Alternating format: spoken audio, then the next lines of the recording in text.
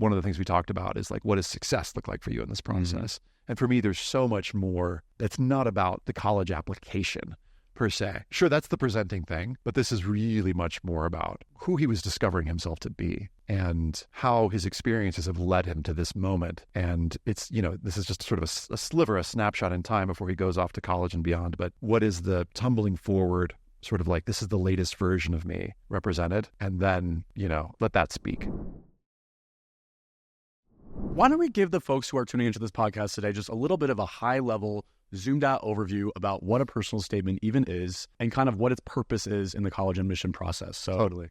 Yeah. Just that kind of macro level. So macro level, the 90-second, for those who've never encountered the personal statement, basically the purpose of this is to demonstrate the skills, qualities, values, and interests that you're going to bring to a college campus. You know this because you read in admissions, but the way I see it is there are 4 qualities that students are looking to bring in. One is their values, their core values. Another, I think it's really important to bring insight, which is to say, so what? So what are you going to bring to the campus? So what do you think about this particular idea that you shared about? And then vulnerability is something that I feel like there's a lot of different ways to talk about it. We can get into it, but it's basically, is the personal statement actually personal? Does it go beyond the numbers? And then in terms of craft, it's like, have you clearly revised this over several drafts? I think sometimes students think this is going to be an English essay. It's not that. It's a usually 650-word, one-page essay that Susan Tree, our colleague, likes to say that it brings life to the application. It gives the soul, the heart of who you are. So, and that's it. Just the heart of who you are. Yeah. So with this personal statement, is this something that people can use for multiple schools? Is it kind of like how much of is it the one statement to rule them all, a la LOTR? LOTR. Rings. Yeah. So, typically when you're applying to private schools, you'll be applying via the Common App or the Coalition app. And oftentimes it's this one essay that you'll probably spend the most time on that will work for multiple schools. Now, not every school requires a personal statement, but for those who do, know that investing time in this one essay is going to pay off down the line. There are supplemental essays, which we'll get into in part 2, but this is one that for many of the selective schools, it's going to be important. And according to the State of College Admission Report, it's like after grades and after these positive character attributes, this is the thing that colleges care about next. Yeah. Maybe we can just start off with some of the most frequently asked questions that people often have around personal statements. Yeah. So the first one is going to be, can I include or talk about personal challenges or stumbles, weaknesses in a personal statement? I think sometimes there's a conflation of, gee, I really want to appear like this amazing, perfect person to someone at the other end because I want to impress them. Right. So how much space is there to talk about some of these formative moments in my life that have not been this sunshine and rainbows kind of narrative? Totally. I mean, I think there is a cultural bias in the college admission process from students' perspective to writing about challenges. And I want to reassure students listening that you do not have to write about challenges when it comes to your personal statement. And we can get into in a little bit some other options, but for students who do want to write about challenges, for sure you can. And you can use a simple structure that we talk about a lot. It's like, what were the challenges that you faced and the effects on your life? That's really important. But then, colleges, I think, only care about that in so much as how did you metabolize those experiences? What did you do about it? And then what did you learn from the experience? That's that insight part. So if you are a student listening and you're like, oh, I'd love to write about challenges, that simple structure, challenges, effects, what I did about it, what I learned, could really work. Having said that, there's also other parts of the application that you can use to talk about big experiences you've had, challenges that your family has faced, in some cases mental health experiences or challenges, and there's an additional information section where you can put that information so that you don't feel like you're defined by a single story. Yeah. It does seem, at least in recent years, that, with things like Angela Duckworth and the grit narrative and kind of resilience being kind of seen as this one value to trump them all. Right. It's something that I think there's a whole, with College Essay Guide, we have the values exercise. It's one of the, College Essay Guide 101 fundamental steps to putting out a personal statement. Right. And there's so many more values beyond resilience that people in college admissions and college campuses can benefit from. Yeah. You can't just all have a bunch of kids who are coming in oh, I'm going to out-resilient you in all these discussions in my classes and in the dining hall. And the Resiliency Olympics. Resiliency Olympics, right? It's one of many, many values that we all possess and connect with based on our life experiences. Right. So, and it's not to say it's not important, but it's like there's just other stuff that colleges care about, you know? Absolutely. And if you've shown resilience somewhere in your application, if you've shown, for example, that you're a really hard worker, based on your grades, your extracurriculars, you don't also then need to, in your personal statement, be like, hey, by the way, I work super hard and I'm resilient. You know, and I'll say for some students, yes, they do need to show resilience in their application because their grades might be not demonstrating that as much. Totally, yeah. To quote Beyonce, this a reminder, I am still hardworking from that transcript and those recs you just read. Still just want you to know that, yeah. Okay, so challenges doesn't necessarily have to be the dominating, part of a student's personal statement. Right. Another common question we get around is, okay, so I'm a high school student and I have a sense that colleges want to see that I'm going places and I have a plan and I have things that I have in line when it comes to my academic goals or my career goals. So the personal statement can feel like a really natural place to talk about some of those goals, especially if students have that vision or they've had formative experiences that have solidified, yes, I do indeed want to be a doctor. It's not just, I think I science, therefore I medicine. Like there's a little more, some people do kind of come in with those defined interests. So can the personal statement be a good place to flush that out and show colleges like, yes, these goals are like legit goals? Totally. And I think that can be an important use of the personal statement to kind of tie things together and be like, now that you've read all this other stuff, well, in some cases, the personal statement's read first, depending on the reader. But looking at all this, how does this all tie together? It can be the sort of like, and here's why I want to go into data analytics, or here's why I want to go into computer science, or whatever that is. But I think students sometimes feel, especially if they come from like overseas and they're used to like, let's say they're from Europe, they're used to the UCAS essay, which is more of a why major, why do you want to study what you want to study? Yeah. They think it has to be that. It definitely doesn't have to be that. And in fact, there are some schools that are going to ask you straight up, like, why do you want to major and what you want to major in? If you've already written about that in your personal statement, you've kind of taken away taken, what do you call it? Taken, not the fire, but taken you basically taken away what you're going to say in that essay, and that'll be super redundant. So I think that it can be useful to contextualize, especially for students who are going for like a very particular major, and maybe they don't have an essay for that school that talks about that major, then yeah, it could potentially be a good place. No, that's great advice. And another area too that commonly feels like, like the go-to, like when you immediately hear, okay, write about myself and my life experience or whatnot, a lot of students do associate their extracurricular activities and accomplishments as a go-to initial topic idea for his personal statement. What do you think about that? Yeah. Okay. So you'll often hear me say, like, students don't write about an extracurricular activity, because I just think it's really hard to do well if it's a common activity. So we've read the big game essay. We've read if it's a service project, the community service project essay, where a student goes to another country and they learn a valuable lesson. Usually it's related to their privilege, and in some way they've got, they realized, oh, I have so much to be grateful for. Mm-hmm. When it comes to extracurriculars, the football, the violin essay, the Boy Scouts essay, the Girl Scouts essay, the Gold Award. And I think these are valuable things, but the question that I ask students is like, could this be a paragraph in your essay? Could this be, a chapter in the story as opposed to the whole story? Just because it's going to be so hard. You've read, I'm sure, dozens and dozens, if not hundreds of these, like learning confidence through debate. Exactly, right? Yeah. And I see that so much that it's like, okay, well, how has debate helped form some particular aspect of your identity? And what other identities have been formed by different experiences where they see the common, oh gosh, it's another basketball essay, and get into that sort of eye-glazed mode. Yeah. Yeah. So like, it's not that those experiences were not worthwhile or they didn't shape you in some way, but it's just that it's a story that's hard to tell and keep popping with the way that the system is designed. And it's going to be in the application. It's just doesn't have to be your main story. Exactly. Yeah.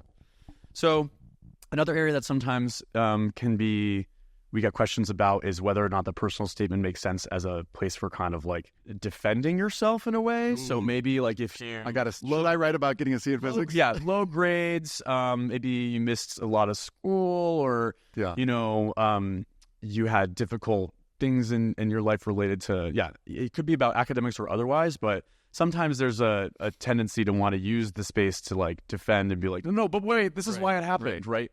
Is the personal statement the ideal place for that? Yeah, type of I love this disclosure. This beautifully leading question. It's not additional info. Go additional info with that stuff. No, go additional info section with those things, because yes, schools may wonder why you got that particular grade or why there was this gap in your transcript. Put that in the additional info section, and then you again show up in your best, brilliant, most beautiful self in shining, shimmering, and splendid ways. Like, and find topics that can actually they can help you do that, because there are so many others, so much more to you than that bad grade that you got or than that particular circumstance. And rest assured that there's a place in the application to put that. Yeah, absolutely. Yeah, a whole new world. That's we actually just sang that at karaoke not too long ago. As far as brainstorming goes, I've thought about this a ton over the years, and my whole approach to this has really evolved. So it used to be that I was values exercise and essence objects exercise.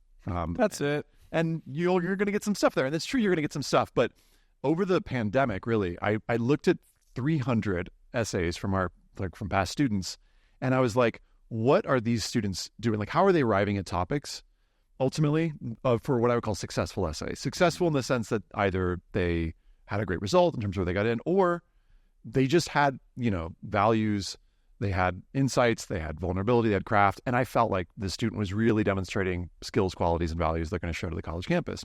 What I found is that a lot of times students were arriving at, for the most part, there were 7 different types of essay that they were writing. And I thought, well, rather than sort of do these exercises and hope they get to these eventually, let's just do exercises that are much more directly connected to where they're going to end up eventually anyway. Mm-hmm.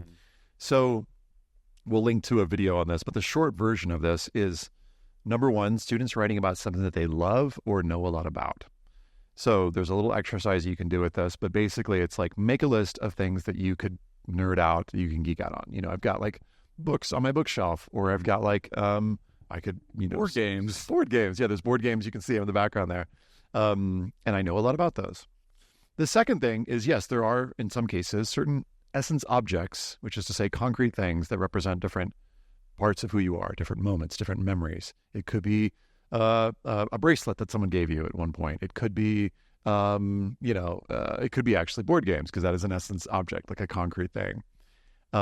It could be plants. For me, it's each plant that I have in my house represents a different side of me. Yeah. One of mine is a colada, which is an Irish symbol. It means love, loyalty, and friendship. It's these hands with a heart and a crown. It's really big. Irish culture was a really big thing for me growing up. So when I did that exercise with myself, that was a very, very immediate one. Yeah, I love that. Another one is the third one is your skills or superpowers. What are the things that you're really good at, or that people consistently tell you that you're good at? It could be that you're really good at, for example, listening, and that one's a somewhat common one. It could be that you're really good at recognizing patterns in different situations. It could be patterns with your friends, with how a certain, things have happened in history, and that is your skill or superpower. And you talk about how that has shaped, different sides of you. It could be that you can, as one student once, could juggle while jogging. And that was his superpower. Do you have others in your head? I mean, I'm thinking of, another one would be kind of that student who, they're not the loudest voice in the room, but when they say something, it's really mic drop profound, right? And students can write multiple instances of where that's shown up and what the end result was, or, when they chose to speak up, because oftentimes it's based on moments when their values are being tested. Maybe someone was being bullied or harassed and they stepped in, even though that's not, of character for them as the quiet one, right? That would be an example of a superpower, lighting up intellectual conversations in a classroom setting, breaking up fights in the hallways and saving the day one little utterance at a time. And what I'm hearing in that is if we were brainstorming a personal statement, it's something it's not always what to say, but it's when to say it. Mm-hmm. And it's finding that context. Well, that would be the insight. Yeah. And that insight could go later on, or it could go at the start, right? To just draw someone what? But I often times I do think it is what to say. What do you mean when to say it? And here are all these different scenarios and different areas of my life. So that's the third one, skills and superpowers. A fourth one is the one that we talked about earlier, which is like, what do you want to study? What's your future career, major? And what are the instances, the moments in your life that have led you to realize that this is the thing that you want to do? So that's 4. The fifth one is something like, what is your home? Or where are the different places where you feel like you find that you're in your zone? So it could be, if I was writing this as my high school self, I'm at home when I'm on the stage, when I'm performing. I'm at home when I'm writing poems, because that, speaks to my reflective side. I'm at home so it's all these different areas that are homes for me. And students could write about one particular home, like I'm at home when I'm editing, videos, and that's their whole essay is about how that's shaped them in different ways. Or it could be that they jump around and they're like, oh, there's all these different places that I find that I'm at home. Another one is, and this is one of my favorites, is an identity or identities. So, an identity could be, the student's identity could be something connected to something that they do. So like, I am a dancer, but that's not the only identity, because that's the way people know me. I'm also a nerd in this particular way. And I'm also the oldest sibling. And here's how that identity manifests itself. And I love when students kind of share, different identities. And then the last one is the uncommon extracurricular activity. So not football, not basketball, not, tennis or debate, but what's that thing that you do that is maybe a little bit unusual? Students in the past have written about Dungeons and Dragons or Magic the Gathering or, beekeeping. Now, this is not for students listening, you need to write about beekeeping in order to have an interesting essay, but some students do write about things that they, are interested in. And it is, there's something that's like, it's technically kind of an extracurricular activity, but it's like those unusual ones, those strange ones, I think can make for an interesting personal statement. And these different types, like they can totally overlap. So the essence object that you mentioned, for example, that not only represents a symbol that's important to you, but it represents an identity, and that connects to certain values. And so a question to explore would be, okay, well, based on this, do we want to just free write on that identity, or continue to brainstorm like, okay, well, what are other different ways that you identify, and how has each one of those become, an important part of who you are? So my point, like big picture, and these can overlap. By that, I mean, it could be that several essence objects represent different identities, but big picture, there's so many different ways that you can write a personal statement, so many different ways to generate interesting content that don't necessarily have to be connected to your greatest challenge, as it were. And so the essays or the buckets that you kind of described, the paths that you described are often ones where the montage essay, that structure is one that we talk a lot about having a lot of merits, because it allows you to be that multi-dimensional person that you are. It allows you to kind of maximize, I guess, those 650 words and not have it necessarily be about a single part of who you are. So I don't know if you want to maybe make that distinction between that montage style that you just described with those 7 different paths, and then that narrative style, which, talking earlier about the students who do want to write about those challenges they've overcome, oftentimes that path is preferred for that particular topic idea. Yeah. So when it comes to writing a personal statement, in terms of the structure of it, we talk about montage and we talk about narrative. So a narrative is that challenges-based, movie essay that we're used to from all the personal statements, where the student's like, here's the challenge, here's what I did about it, here's what I learned. Everything that I just talked about is essentially taking a theme and connecting it to different moments, memories, experiences, or values. And so when we say montage, what we're talking about is, just like in a movie, a series of moments or images that are connected by a common thread or theme. So any of the things I just mentioned, something that you love or know a lot about, could be that connective thread or theme. An identity could be that connective theme or thread. Essentially, you just need something that you can, one, say a lot about. And by a lot, I mean at least a page. You can write a page on it. And 2, I think it's really important for it to be elastic, which is to say stretchy enough to talk about different sides of you. Because if you just got that job at that summer ice cream shop, it may not be the most elastic topic. It may not connect to as many sides of you as something that you've maybe been experiencing for longer, or something that you're just way into. So that's something to think about. And then the third quality that I think can be really important for students is that uncommonness. And I don't think it's like there are common topics and uncommon topics. I think it's kind of all on a spectrum. And we can take something like football and basketball and be like clearly on the common side of the spectrum. But as students are assessing, for example, how do I stand out? What I think we're looking for is like, is there something that's slightly more uncommon? It doesn't have to be as wild as beekeeping or like blacksmithing, as a student wrote about once, or parkour, because they're like, what? It doesn't have to be on that far end of the spectrum. But we're looking for something that on this sort of like, are more students going to be writing about it or fewer? Yeah. We're looking for something that's a little bit more uncommon. Right. So like a football and faith essay. Like football is the thing that got me, church wasn't it? It was football. Like, and that could be like the opening line or something, right? And it's that kind of like unexpected. I find God in football. I found God in football. Well, I don't know if I would go exactly approach it that way, but I definitely think that, connecting those kind of quote unquote common topics with those uncommon values or qualities or connections is definitely something that, as someone who read applications, it does catch your eye and it does like make you want to keep reading. Totally. See how that connection is fully flushed out. Yeah. And there are a couple ways to do that. One of them that you're pointing to, I just want to like name for folks. So on a meta level, you can take that common topic like football and connect it with something that you wouldn't think it would go with. So one student, for example, was writing about business, and we've read so many why I want to get into business essays, but she also really loved plants. And so plants and business, those don't go together, or do they?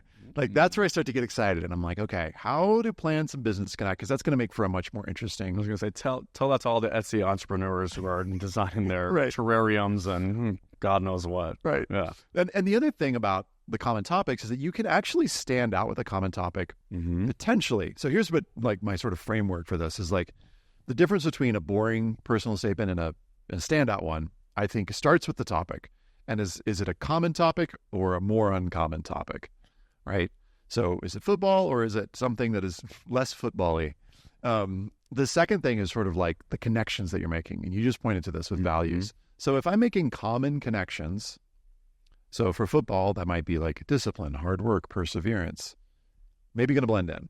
But if I'm making more uncommon connections, like football taught me about faith, football taught me about community, football taught me about social justice. Yeah. I want to read that essay. Like Sure. that starts to get, and it shows a critical and creative mind. Yep. And then for the last one, I think those common or uncommon insights. So the common insights for football might sound something like, this is the so what moment that I mentioned, might sound like, teamwork makes the dream work. And I realize that all of my experiences have shaped who I am, right? Anything, I tell students, anything that you could put on a Hallmark card is probably an insight worth rewriting. But, and that's how football taught me. One student in the past, football made him a better reader. And he went into like the details about how football helped him, analyze the defense and, sort of be able to critically think about what was going to happen next and predict. And he connected that to how he became a critical thinker in the classroom. Yeah. That starts to get a little bit more interesting, and it leads to things that we wouldn't expect you to say. And that's what I think when we're talking about insights that we're looking for is like, what are those pathways to saying things that the reader goes, oh, as opposed to, It's so Hana. so Hana. Shout out to Hana. Hana, yeah. Everyone's going to be like, who's Hana? We need to know her. I'm like, trust. You do need to know her. She's all over our channel, different webinars. Search Hana College Essay Guide. Workshops galore. Yes, she's a mastermind. And I think, when putting together that kind of like perfect montage essay, that kind of just feels like the ratios are all working, and there's the right amount of words allocated to fully flesh out an insight. That's another area where I think just like some practical tips like that I like to give out are, it's not like you want to pick, for example, like the uncommon extracurricular activity and be like, I need to have like 7 different mini paragraphs about all the different moments where I've juggled in, what was it? Juggling while jogging. Juggling while joggling. I'm going to give 7 different instances of all these different things that gives you like 20 words per paragraph, quote unquote, which doesn't really allow you to actually make those connections as fully realized. So I often tell students that, getting that common theme that you want to kind of have like multiple body paragraphs be connected through, and maybe sticking to, I'd say, 3 or 4 different, vignettes. Totally. whatever you pronunciate. Rhymes with beignets. Beignets, and now I want some chicory coffee and Cafe Du Monde. I'm like, we need a little pick me up here. But I'd say that's kind of that sweet spot, right, where you are allowing for that multidimensional part of you to come through, but not sanitizing or watering things down so that it's just bullet points, right? Like you don't want it to be, I caution students when you get more than 5 different examples of something within a theme. Totally. That can start to just with the words that you have that you're working with, it can prevent each paragraph from being its own standalone insight that's being put forward to the reader. And that's just by nature of the word limit. Like you start to get familiar with this after doing this a while, where it's like you kind of know you can go pretty solid on 3 or 4. If you've got 11 different things, it's hard to go in depth. So yeah, totally with you. Sure. One of my favorite montage essays that I read or was working with a student on last year it's a pretty common topic on the outset, right? When you zoom out, it's about kind of the town that he comes from and how he spends his time. Like that's like the thesis statement, basically. Yeah. So you're like, that's gonna crush. Like everyone who's ever lived in a place. Mm-hmm. But I like kind of an opening. I lived in a place, and I do things in that place. Here's some things I do in that place. Yeah. And the reason we kind of his topic and the theme ended up actually being outlaw. Like that was kind of like the actual theme of kind of how all the different body paragraphs were woven together. And it came from different brainstorming exercises across the board. So kind of, you described those 7 different paths: the home essay, the uncommon extracurricular essay, the career or major interest essay. There were exercises that the student did that kind of, we noticed that so many of them had somewhat of like an outlier or outlaw theme to them. And he talked about actually this Josie Wales poster that was from his grandpa. Whoa. And how like they used to connect over old Westerns. Yeah. And then I was like, well, this is kind of like an outlaw example, and this is an outlaw example. And that kind of became the thing that wove through the different paragraphs together. It was, I'm an outlaw in my family because we eat breakfast for dinner. Yeah. And that's like not that typical. And we do have these different traditions and whatnot that are, both really commonly Southern where I'm from, but also not at the same time. That's so good. It's so good because it points to that uncommonality, right? Yeah. That like sort of like there is a way that other people do things, but we do it this other way, and it sets up in a great way that expectation for the reader. And the next paragraph is like, I'm also really into history, and I'm in the historical society, and everyone else around me is like, 60 plus, and here I am like teaching them how to like log on to a computer, and like what's a password, right? Like that was kind of like the theme of this kind of like compassionate, kind of bridge building side across generations. That's cool. Side of who he was. Yeah. And there was 2 other ones in there as well, but I guess the point of bringing this up is like you can kind of take things from your quote unquote typical life, and using that kind of artistry and that craft ability to make connections between these different things and what the commonality is, really helps your reader kind of finish reading the essay and feel like, okay, everything flowed, everything was cohesive, but it wasn't the same paragraph over and over again. And I think when you can really do that, that's the sweet spot. Totally. Yeah. And it's important. You talked about, it's like some of those, because that sounds like an essay that's going to go in a lot of different places. It's so important for students. This is like a practical tip to make sure that you set up that theme clearly at the start. And I think it's in the first paragraph or in second paragraph of the latest, because you don't want to leave the reader wondering, what is this? What are we doing here? So there needs to be that, I call it the college essay sentence that lets us know what that theme or thread is. Because if we're 4 paragraphs in and we've seen the word outlaw appear a lot of different times, but we're kind of all over the map here. Like there needs to be something that anchors us, because otherwise the reader's brain is going to be sort of like, the way I think of it is like RAM. It's going to be kind of caught up in trying to figure out what the topic is and like orient essentially. Mm-hmm. And you don't want them distracted. You want them to know like, this is an essay about my identity as an outlaw. Yeah. And then here's some different examples of that. It doesn't have to walk us through something that, or a time when you worked with a student from kind of point A to point B. Yeah. And kind of what it took to get to that final essay product. Yeah. And going through those brainstorming exercises and themes. Yeah, totally. So before I even meet with a student, I'd love to see a ton of brainstorming work. And, some of the exercises that I mentioned are there.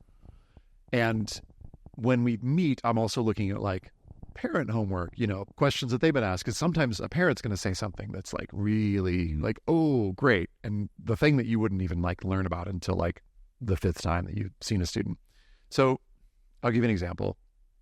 A student that I worked with a few years ago.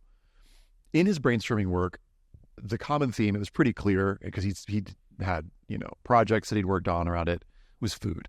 And I was like, it was pretty obvious. And he joked about it. He's like, I'm probably going to end up writing something about food. I'm like, okay, cool.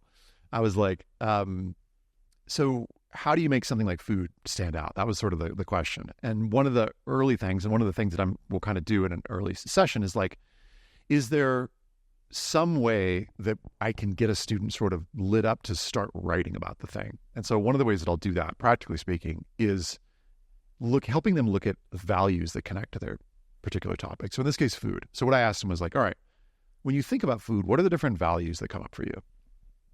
And there's like a list of values. We'll link to it in the show notes, and a student can look and be like, oh, okay, there's this value, and there's this value, and there's this value.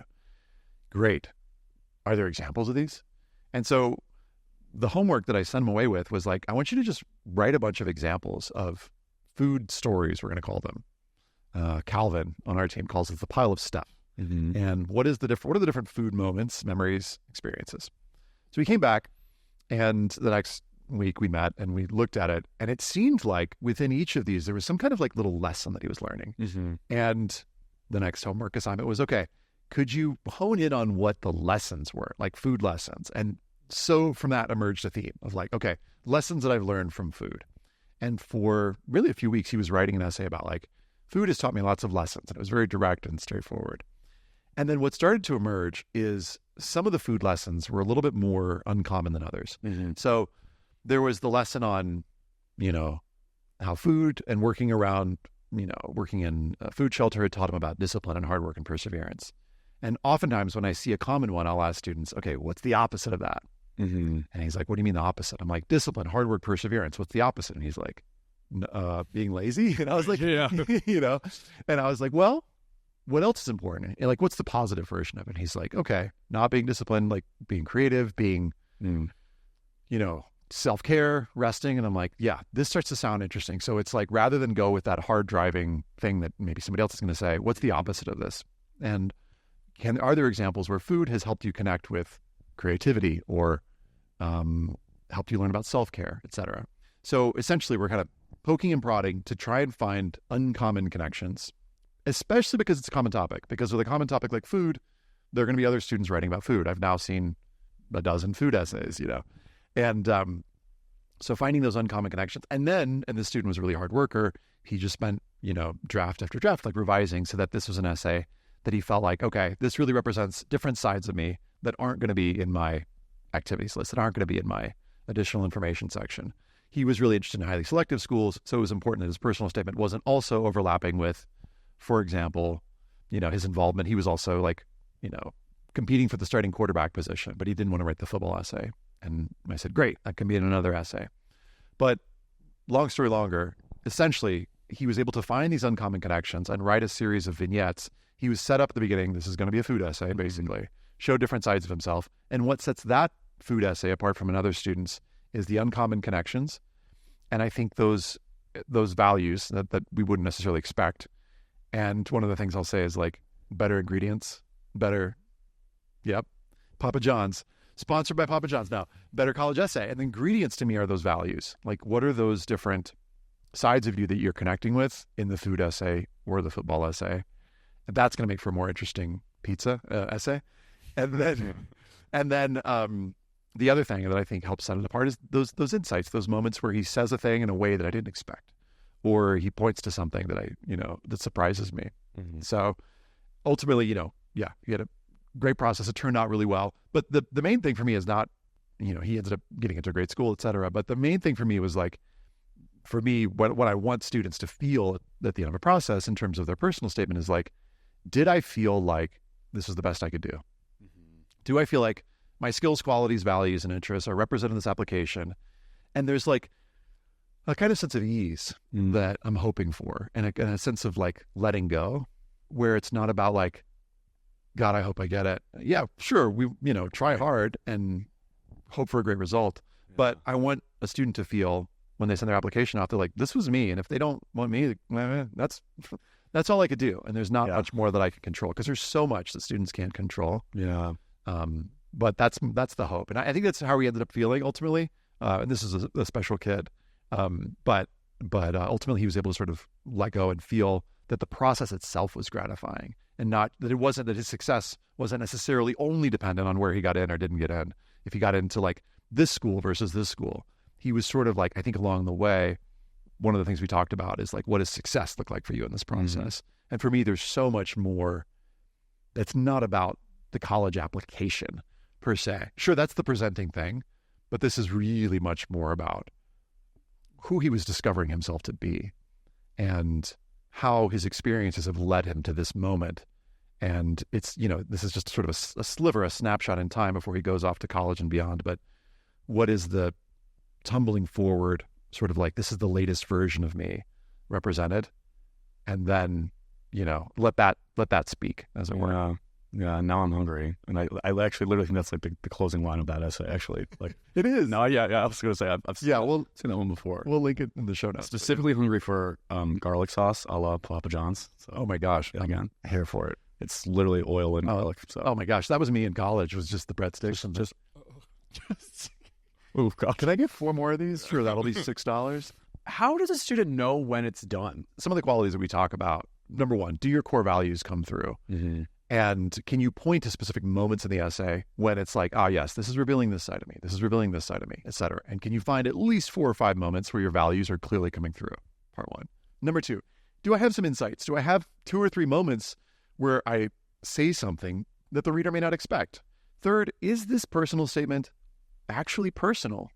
And we'll kind of give it a vulnerability test sometimes of like, it doesn't need to be level 10 vulnerable, but we're kind of looking for that 5 to 7 range, maybe. Some students, it's just all about activities and driving, and it kind of stays on the surface. Mm-hmm. Are there moments where you let the reader in a little bit and show them your heart? Mm-hmm. I think that's really important. And it doesn't have to be your deepest, darkest secrets. You can be vulnerable by describing something that you just love. And then that craft, and by craft, it's a really loaded term, but it's something like, is it clear that this has been revised over several drafts?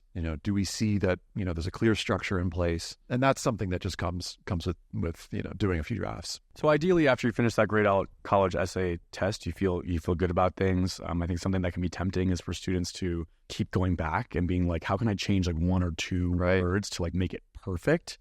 And something that I often say to students is like, really kind of having a really good sense in your mind of like, what's a substantive move? If a paragraph doesn't have an insight connected to it, that's a substantive move that I think I need to invest some time on before I feel like this is complete. Yeah. Versus a lateral move. Yeah. Swapping from using, benevolent to generous is not going to make any difference in your process from a mathematical standpoint. You're not tipping the needle in any way. Yeah. So I think that's another thing that I'd say when students approach those final stages, and it can be tempting to want to just keep going over and over and over and questioning a particular sentence or a phrase, or should this be a semicolon or a dash?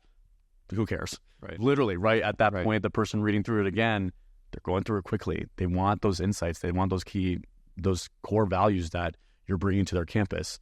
And they're not sitting there, doing a ton of like judging of like, oh, this should have been a compound sentence and minus 10, or this, there's not this like red ink that's being spilled across your page. Right. They're usually highlighting things that stand out to them. Right. They're not crossing out or pointing out things that they didn't like as much. They don't have time for that, quite frankly. They need to give themselves material to advocate for you. Right. And when you have that, and at the very least, like run your essay through Grammarly, right? Like give it a kind of like once over from, we have great tools at our disposal to help make sure that things you have are polished and clean and are not riddled with typos or errors. And speaking of tools at our disposal, we're living in a time, right, where artificial intelligence is constantly at a daily basis advancing, and, ChatGPT and tools like it, the 1.0 to the 2.0 at big leaps when it comes to sophistication and the capacity of tools to be able to write full-blown articles or reports.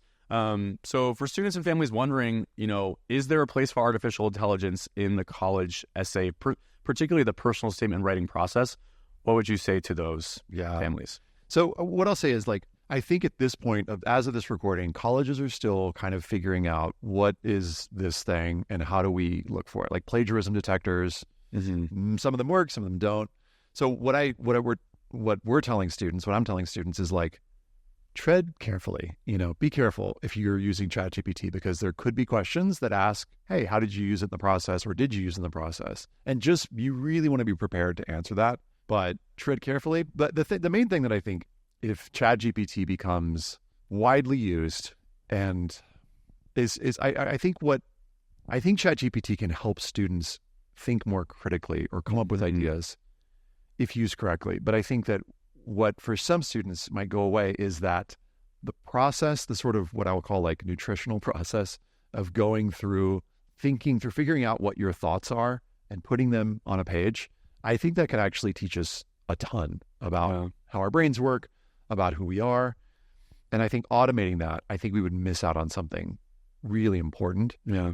Sure, maybe we can get some of that in other ways, but I feel like that would be my biggest concern with if ChatGPT just became incredibly widespread. Yeah. I like to help students like thinking of ChatGPT kind of as your sounding board, especially if you don't have one, right? We have students who are coming from environments where, some students work, with an essay coach, they work with a, college counselor to really kind of help them through the things that we described, right? Those brainstorming processes, and having that person to be that sounding board of like, hey, me working at the food shelter, and having that connected to hard work and perseverance, is that like a basic connection? Like, your student had a sounding board, my student had a sounding board. Right. Not everyone has that, right? So I think when you can use artificial intelligence to be that presence, especially if you don't have someone, if you're the first in your family to go to college, you go to a high school where your college counselor isn't able to meet and sit down with you to kind of brainstorm some of these ideas or these questions that you have for yourself, ChatGPT can be, to some degree that figure, right? Mm-hmm. And that human connection is obviously ideal if you can have your essay be, you don't want to just have ChatGPT be maybe the only sounding board, maybe like a friend or someone who knows your tone of voice or the way that you typically speak and can kind of be that like, this sounds like you, like this sounds like kind of the person that I know and who I love. So ChatGPT isn't able to know that quite as much. Right? Quick side note though, and quick plug for Matchlighters. So if students are listening to this and you're like, I'm a low-income student, I'd love essay help. We have a program. We work with hundreds of students each year. We'll link to it in the show notes, where we will pair you with a counselor for one-on-one support. So, if you're listening to this and you're like, that sounds awesome, we'll link to it in the show notes. We'd love for you to apply.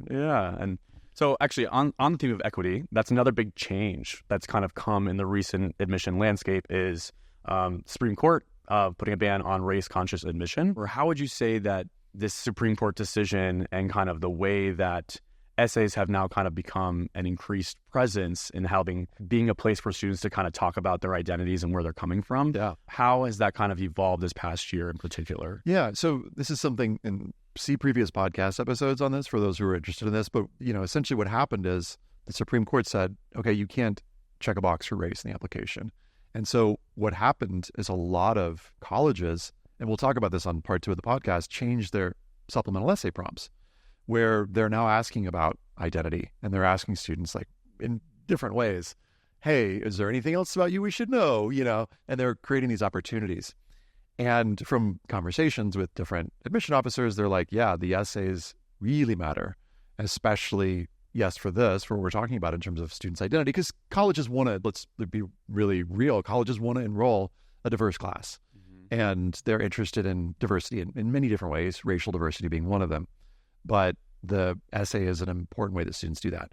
But the other thing that's shifted in a big way was, testing kind of going away essentially. Yeah. And so as colleges are looking for what are some of the differentiators, and they don't have test scores, they're looking to essays more. So essays have become, in some ways, more important than they were, a few years ago. But yeah, in particular, as it relates to the Supreme Court decision, let's talk more about that in the supplemental essays one, because that's where it's showing up, I think, a lot more. I think I'll say that there's a whole guide on this, by the way, that we wrote on like how to write about, if you do decide that you want to write about race in your application, should you or should you not, and how do you decide? It's connected to, I think identities, and we can think about identities in the broad sense. There are also students who are listening to this and going, well, I'm not a student of color and I'm interested in, talking about my identities. Great. There's still a place for you to do that. And there are ways for you to do that. And there are exercises that you can, again, see previous podcasts and do that. So, but I think that, yeah, we've definitely seen a shift in terms of essays, and the State of College Admissions report that you mentioned, reflects that. Yeah. So I feel like, hopefully folks listening have a clearer sense of why essays are important, particularly, at this current era of applying to college. But I want to kind of close out with just asking you, Ethan, like, why are essays important to you? Like, what do you think they have the capacity to do for students? Why do you think it's a worthwhile rite of passage for students? So a couple things. One is like, I'm a writer, so I'm biased. And I like writing in my life I forget who said this, but it was like, I write to learn how I think. And I think it's helped me personally figure out what's going on in here. And also like what I feel. It's helped me figure out who I am in many ways. And so I think that I am super biased. So I just bias alert on that regard. I think that for students going through this process, you mentioned rites of passage. There aren't too many rites of passage in our culture. And I'm just speaking about like American culture. And I feel like this is one that students are incentivized to do that deep personal growth work. And that's what I'm here for. Is that, who am I? What am I? What do I care about? Why do I care about these things? And to have to say that to someone in essentially read aloud, it's about 3 minutes, is like, yeah, it's some work, but it feels like really worthwhile work, because I think on the other side of it, students end up becoming a lot more confident. They become a lot more self-assured, their ability to speak about themselves in the world when they eventually, even for students who don't end up going to college, who are doing job interviews, like having gone through a process of like writing about themselves, to me feels like so valuable. I'm super biased. And I think another big part of it too is like growing up, maybe we'll do a separate podcast on like why college essay even started. But like, I think I was looking for psychological safety, because I grew up moving around a lot. And I think I was looking for ways to essentially connect with others. And I found that when I was working with students on their personal statements, they were connecting much more deeply with themselves. And there were interesting connections that were happening with the people who were in their lives, like their parent or sibling or mentor or counselor. And there were interesting connections that were happening as a result of this thing, this process, this thing that they were writing. And so I think that like, for me, when I think about like a healthy world, a happy world, it's one where people are a little bit more connected, a little bit more connected to what we care about, what we need, understanding our own needs better. I think college essays can help with that. Yeah. And ultimately building more empathy for ourselves and empathy for one another. So it is deep work. And it's like I said, it's about the college essays are about so much more than just a college essay. Yeah.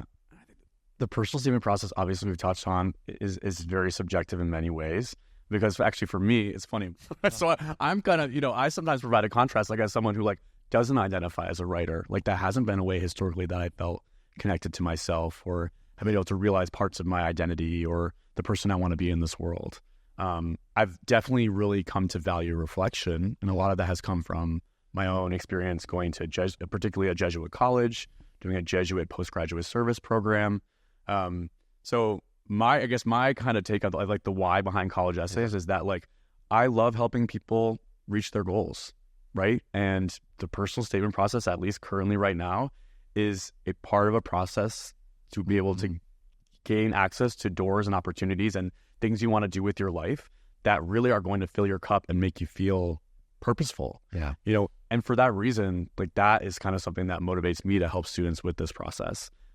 So it can be really deep. There can be students who really do go deeper than what they expect. But I also have other students where I want to tell them to like take that pressure, I guess, off their shoulders to be like, it has to be this like incredibly profound, like I'm going to have this in a frame and like, on my deathbed, I'm going to be like, look at that story that I wrote that it perfectly encapsulated my life at 17 or 18.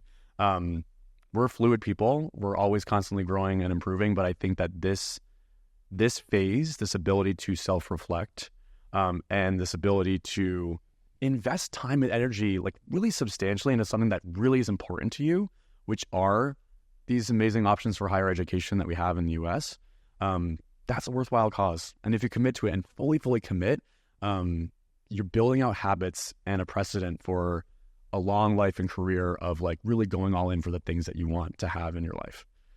So I think the personal statement can be for many students. Of course, many of them come with areas where they've worked hard and areas where they've gone all in. But I think going all in with something that sometimes isn't always as comfortable, especially if you're not that student who loves writing, I think it can actually be really empowering to be like, I'm not a writer, Yeah. and look what happened in the end. Like, I was able to go to the school that I feel really meets my needs, or is really going to help me be the person I want to be. That can be really empowering to feel like, yeah, it wasn't my thing, quote unquote, and I still did it. And it wasn't always easy, but like in the end, it was worth it because I got to that at that end point. Yeah. I love what you're saying here. And if I were to like college essay this podcast real quick, a theme that I'm seeing is it's something like dichotomies, like contrasts. So, and I don't know if it was who was attributed to this, but like any deep truth, the opposite's also true. Mm-hmm.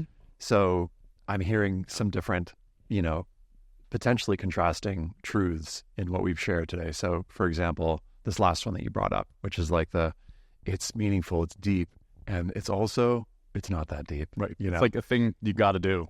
This is about getting into college. Yeah. It's also not about getting into college. Yeah. It's about showing, this particular thing that's going to improve your chances.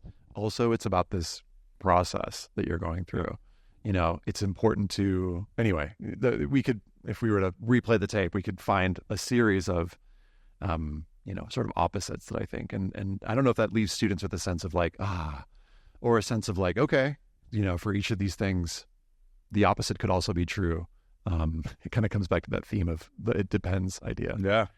But yeah, it's part of what's made this whole process and this whole career really gratifying, because it's pushing and pulling on me in different and interesting ways. And I'll go, deep on one particular aspect of this process, and then I'll realize, oh, wow, the opposite's also really important. So that's why it's been really, I think for me, like personally, it's led to a lot of growth and discovery and awesomeness.